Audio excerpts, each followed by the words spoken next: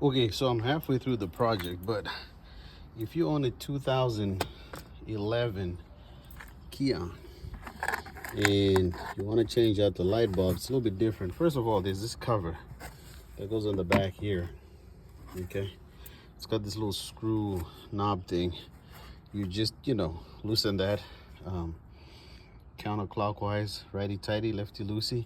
You take that off, then you're gonna run into this plate over here, right?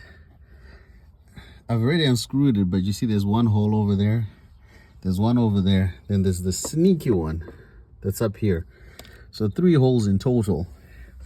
And then once you unscrew those, the rest is really simple. But here are the screws. That's on the little screw majigger things I was telling you about. I had 2 out only, and because I only had 2 out, I couldn't get this thing to come off.